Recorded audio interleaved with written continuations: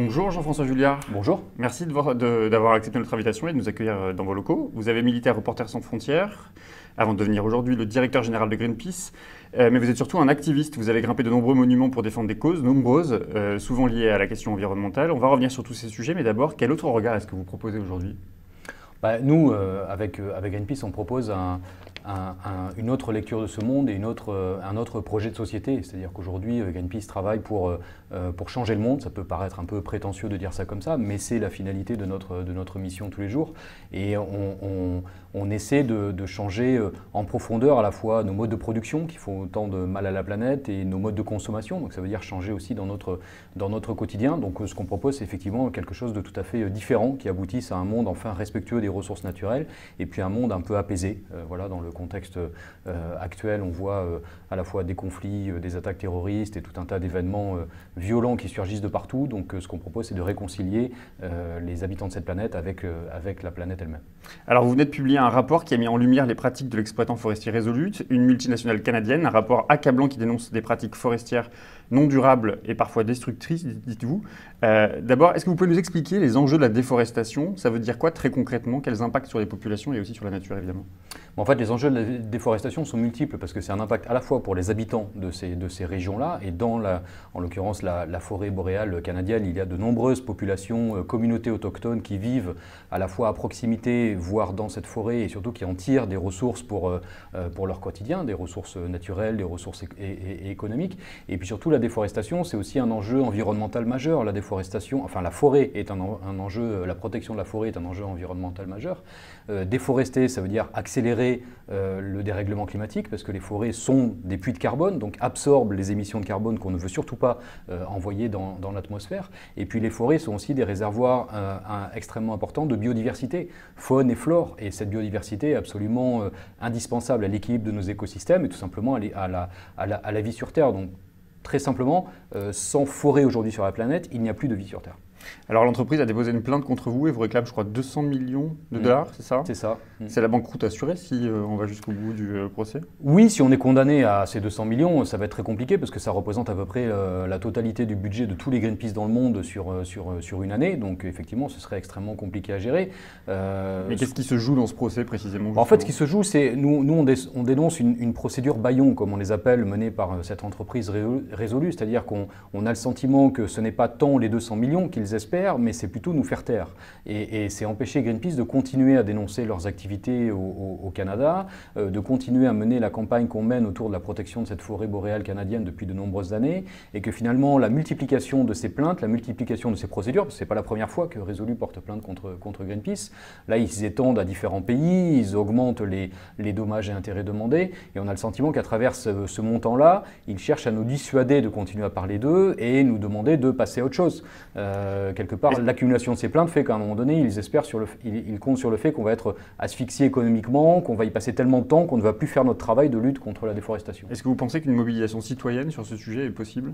Oui, absolument, parce qu'on n'est pas les seuls touchés par ce type de procédure bâillon. Donc on essaie aujourd'hui de rassembler plus largement au-delà de Greenpeace. Déjà, on n'est pas la seule organisation poursuivie par Resolute au Canada, mais au-delà de cette affaire Resolute au Canada, il y a plusieurs entreprises qui utilisent ces procédures bâillon pour faire taire un certain nombre d'associations, d'ONG. Donc effectivement, il y a besoin de se mobiliser. Je crois que tout le monde aujourd'hui est conscient de l'importance des associations et des ONG pour dénoncer tout un tas de méfaits sur cette planète, au-delà des sujets environnementaux. Et du coup, quand on parle de ça, quand on explique ça autour de nous, les gens sont sensibles. Ont effectivement très bien compris que beaucoup de multinationales utilisent aujourd'hui ces procédures juridiques pour tenter d'étouffer une société civile. Alors le rapport révèle aussi que de grandes maisons d'édition internationales, dont Hachette Livre, pour ne citer et de nombreux autres, s'approvisionnent en papier auprès de cette multinationale. Vous appelez au boycott ou...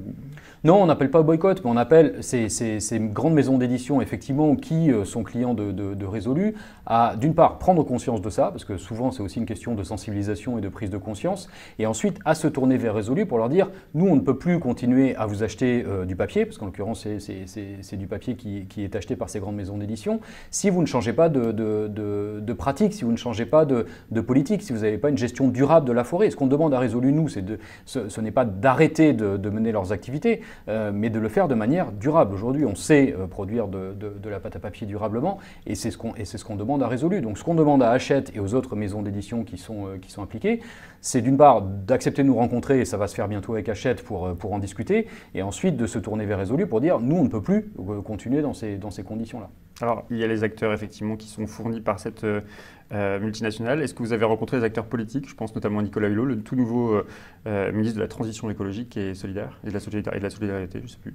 La transition écologique et solidaire. Non, pas encore. Pas encore, mais c'est certain qu'on devrait le rencontrer relativement rapidement, parce qu'on connaît Nicolas Hulot forcément depuis de longues années, donc j'espère qu'on va pouvoir se rencontrer rapidement, et ça fera partie des sujets dont on parlera avec lui. Mais ils vont être nombreux les sujets. Il y a beaucoup de problématiques environnementales en France et dans le monde. Nicolas Hulot les connaît pour la plupart, mais la discussion ne sera plus la même, parce que forcément on ne discute plus de la même manière avec Nicolas Hulot quand il était militant écolo, et aujourd'hui ministre de la Transition écologique et solidaire.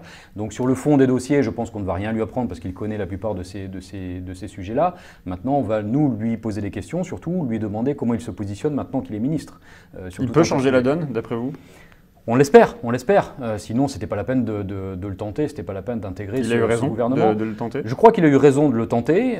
On connaît la sincérité des convictions et des engagements de Nicolas Hulot. Maintenant, il va falloir qu'il fasse sa place. On connaît aussi les politiques menées dans le passé par d'autres ministres autour de lui qui ne vont pas dans le sens de la protection de l'environnement. Donc, est-ce qu'il va réussir à gagner des arbitrages ministériels qui très souvent dans le passé étaient gagnés plutôt par les ministères de Bercy, de l'économie à Bercy ou par Matignon? C'est la question, mais on compte sur lui pour tenter d'influencer le plus possible les autres ministres. Ce qu'on espère, c'est qu'il ne va pas être le seul défenseur de l'environnement, le seul porte-parole de l'environnement au milieu d'un gouvernement qui n'en a que faire de l'environnement. Emmanuel Macron, pourtant, s'est converti à l'écologie politique assez tardivement. On ne peut pas dire qu'il en ait fait un angle de sa campagne très prioritaire? Non, c'est le moins qu'on puisse dire. Nous, on a dénoncé à plusieurs reprises le fait qu'Emmanuel Macron n'avait aucune fibre écologique, qu'il ne connaissait pas bien ces sujets-là, qu'il était loin de ces sujets-là. Je pense que son parcours professionnel, politique, l'a tenu à distance de ces sujets-là. Tant mieux si Nicolas Hulot parvient à le convertir rapidement. Maintenant, on demande, nous, des éléments tangibles pour mesurer ça. Ce n'est pas parce que Emmanuel Macron s'est posé pendant sa campagne en défenseur de l'accord de Paris qu'il est un champion de la lutte contre le dérèglement climatique. On attend de voir ce qui va se passer au cours des échéances internationales qui vont venir avec un G7, G20 par exemple, et quel va être le positionnement d'Emmanuel Macron face à un Donald Trump sur ces sujets-là. Et puis on attend de voir aussi quelles vont être les mesures réelles pour appliquer la loi de transition énergétique, par exemple, qui nous tient particulièrement à cœur. Emmanuel Macron a rappelé qu'il s'inscrivait dans l'objectif de réduire la part du nucléaire à 50% en 2025. Mais réduire la part du nucléaire, ça veut dire commencer à fermer des centrales. On a vu à quel point ça a été compliqué pour François Hollande qui n'a pas réussi. On espère qu'Emmanuel Macron, aidé et soutenu par Nicolas Hulot, va y parvenir. Je pense aussi aux dossiers comme Notre-Dame-des-Landes, Bure, Fessenheim, les Bourouges aussi sur les calanques. Vous pensez qu'il a obtenu des garanties avant d'entrer au gouvernement? Je ne sais pas s'il a obtenu des garanties. J'espère qu'il a obtenu, en tout cas, l'assurance qu'il pourrait peser sur ces discussions-là. Je ne vois pas Emmanuel Macron lui promettre, par exemple, la non-construction de l'aéroport de Notre-Dame-des-Landes, après ce que Emmanuel Macron lui-même en a dit.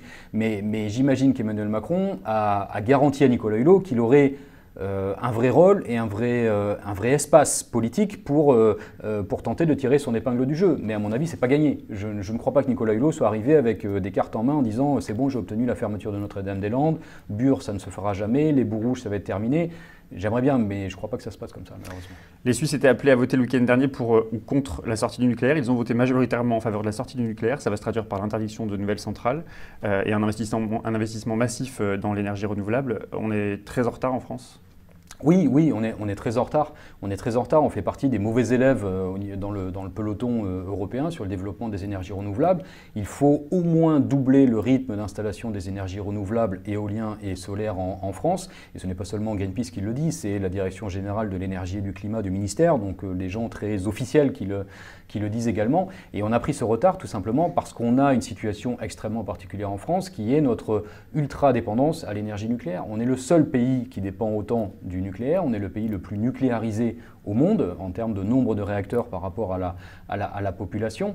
Et quelque part, on ne pourra pas gagner cette transition énergétique, on ne pourra pas augmenter la place des énergies renouvelables si on ne réduit pas la part du nucléaire, et ça veut dire, encore une fois, fermer des centrales nucléaires. Et donc aujourd'hui, il faut fermer Fessenheim, il faut renoncer à construire le PR de Flamanville parce que c'est une aberration économique, technologique, environnementale, tout ce qu'on veut, et aller encore plus loin. La place des lobbies, jusque dans les proches du gouvernement, parfois même dans les membres du gouvernement. C'est un des vrais sujets, c'est une des vraies problématiques. On a vu à quel point au cours des dernières années, que ce soit pendant le quinquennat Sarkozy ou pendant le quinquennat Hollande, à quel point au final c'était EDF plus que l'Élysée ou le gouvernement qui décidait de la politique énergétique de la France, et ce n'est plus possible. Il faut à un moment donné que le nouveau gouvernement reprenne les choses en main et décide de la politique énergétique de la France, qui ne doit plus être entre les mains de la direction d'EDF et de Jean-Bernard Lévy. L'un des enjeux aussi en Suisse, ce que disait la population suisse, c'est la réduction de la consommation énergétique par habitant.